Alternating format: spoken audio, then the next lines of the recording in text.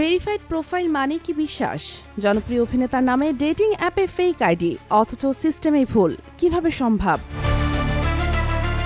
সমাজ মাধ্যমে তারকাদের ফেক অ্যাকাউন্ট নতুন নয়, কিন্তু এবার চাঞ্চল্যকর এক উদাহরণ। ছোট পর্দার জনপ্রিয় অভিনেতা জিয়াউল হক পলাশের নামে বাম্বল ডেটিং অ্যাপে খুলেছে ফেক প্রোফাইল।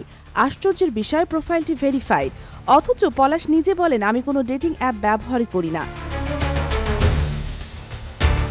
ফ্যান বুশরা নামের এক তরুণী প্রথম ধরা দেন এই স্ক্যাম।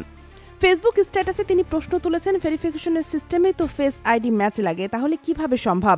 বাম্বলের নর্মাল ভেরিফিকেশনে ইউজারের ছবি ও ফেস আইডি ম্যাচ করা হয়, কিন্তু এই কেসে ফেক প্রোফাইল ভেরিফাই করা হলো কিভাবে?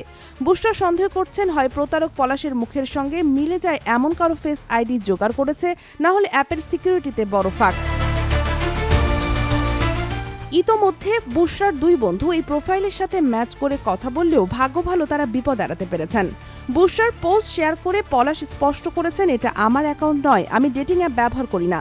ভক্তদের উদ্দেশ্যে তার বার্তা, সাবধান, ফেক প্রোফাইলে বিশ্বাস করবেন না, ব্যক্তিগত তথ্য শেয়ার থেকে বিরত থাকুন।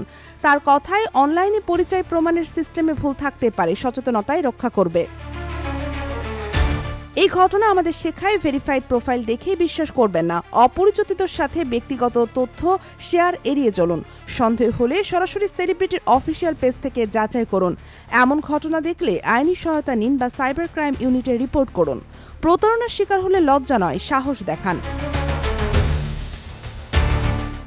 Sheikh Masuma, daily hour, Bangladesh.